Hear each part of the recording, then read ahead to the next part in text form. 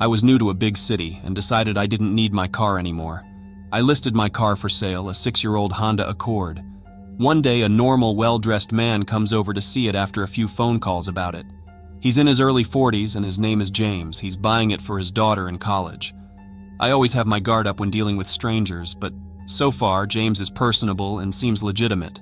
He test drives it with me in it. He does a thorough inspection. He negotiates the price with me for a while. He asks me to hold the car for 2 days so he can get the money and come pick it up. I agree to a 2-day hold where I won't sell it to someone else.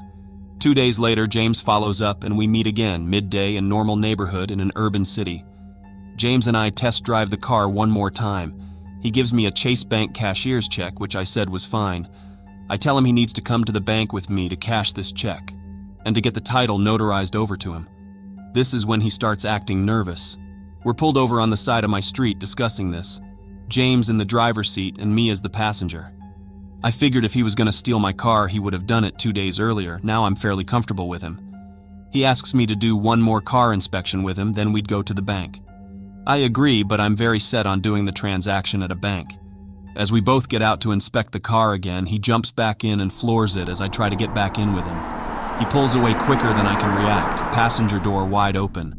I tried to run after him and then realized I'm not as fast as a car. I hysterically ask someone to call the police. Someone does call the police and hands me the phone. As I'm on a stranger's phone with dispatch, an undercover cop car with 2 officers pulls out of an alley 5 feet from me. I wave them down and hysterically explain my story. They tell me to hop in the back of their car, which I do. I implore them to hurry and we can catch this guy. He just drove off. I explain the car and plate and everything.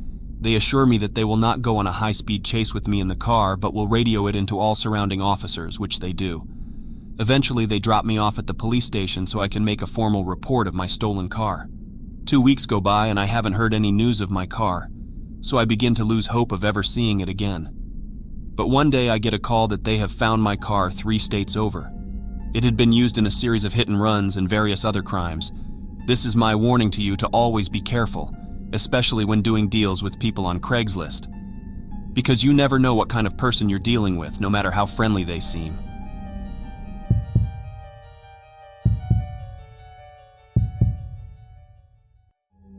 A few months back, I was trying to declutter my place and make some extra cash. I'd heard about people successfully selling stuff on Craigslist, so I figured I'd give it a shot. I posted a couple of items, an old laptop and a vintage camera, among other things. Soon enough, I got a message from a guy named Mike. He seemed normal enough, just a regular person looking for a good deal. We exchanged a few messages, agreed on a price, and set up a meeting in a public place. The day arrived, and I headed to the agreed-upon spot, a parking lot near a local coffee shop. Mike said he'd be driving a dark-colored sedan and described what he'd be wearing. When I got there, I saw the car, and sure enough, Mike was sitting inside. Something about him gave me an uneasy feeling. Maybe it was the way he avoided eye contact or how he spoke in a low, almost whispered voice. Nevertheless, I chalked it up to nerves and went ahead with the sale. We both got out of our cars and I showed Mike the items. He inspected them, nodding as if everything was in order. The transaction went smoothly, and just as I thought it was all over, he asked if I had anything else to sell. I mentioned a few more items I was willing to part with, and his eyes lit up at the prospect. Mike suggested we go back to my place so he could take a look at the other things I had. I hesitated, as I was getting a sketchy feeling about the guy, but the thought of selling the rest of my stuff got the better of me. So we got into our cars and I led him to my apartment. As we entered, I showed him the additional items. He browsed through them, seemingly interested, but I couldn't shake the feeling that something was off. Then, out of the blue, he asked if he could use my bathroom. It struck me as a bit odd, but I didn't want to be rude, so I agreed. While he was in there, I started feeling increasingly uneasy. Minutes turned into what felt like hours, and he still hadn't come out. That's when I decided to check on him.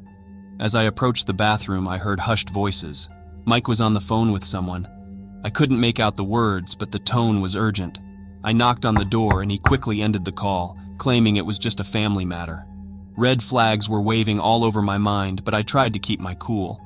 That's when he told me he wanted to buy everything, but he needed to go to an ATM to withdraw the cash. It sounded all good to me, so Mike left to get the cash. Around 30 minutes later, I get a knock on my door. I look through the peephole and sure enough, it's Mike. As I opened to let him in, two men who had been hiding behind the corner out of sight of the peephole entered my apartment.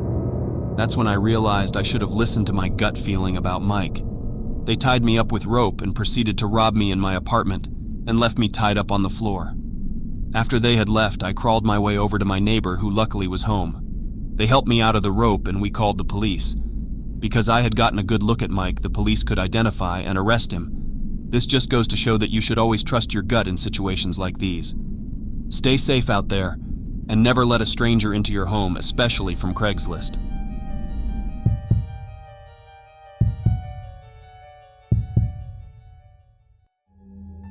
It was a Tuesday evening when I found myself sitting at my small kitchen table, staring at the glaring numbers on my monthly bills.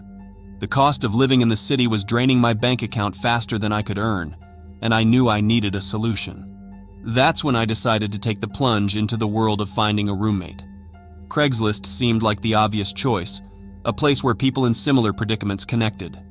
So, with a deep breath, I crafted a humble post, desperately seeking a roommate who could share the burden of rent and utilities.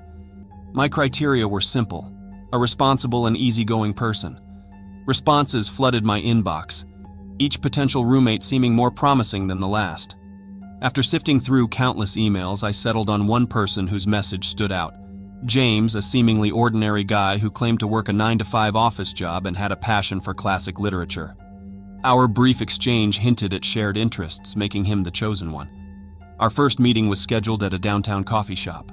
I remember nervously sipping on my latte, scanning the room for someone who matched the profile picture James had sent. Eventually, a man fitting the description approached with a friendly smile.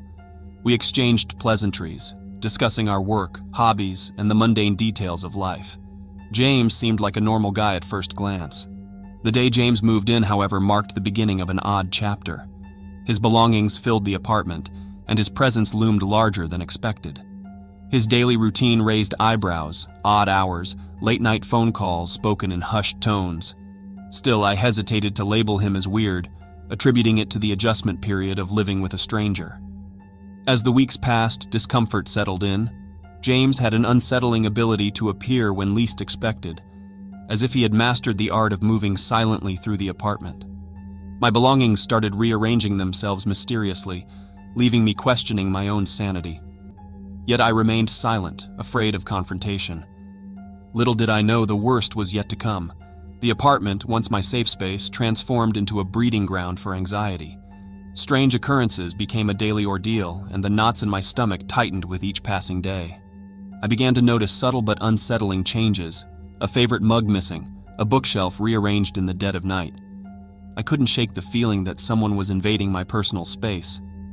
One evening, unable to contain my unease any longer, I confronted James about the bizarre happenings. His reaction was a rehearsed mix of surprise and innocence, dismissing my concerns as the result of stress. A chill ran down my spine as I gazed into his seemingly sincere eyes, still unable to pinpoint the source of my discomfort. As weeks turned into months, the apartment felt like a pressure cooker, the tension escalating with each passing day. I decided to delve deeper into James's background, attempting to figure out who this stranger that had become my roommate really was. Internet searches and late-night detective work revealed a series of peculiar incidents connected to his past. Vague police reports, mysterious job changes, and a trail of unanswered questions. My confrontation with James became inevitable. One evening, as the sun dipped below the city skyline, I mustered the courage to address the elephant in the room. The conversation was a roller coaster of denial and deflection, with James skillfully evading direct answers. One day, without a word of warning, James packed his bags and left. Relief washed over me, but it was short-lived. As I began the tedious task of reclaiming my space, I noticed a disturbing revelation. Some of my clothes were missing. Panic set in as I retraced the events, realizing that James, my seemingly harmless roommate, had taken more than just his belongings.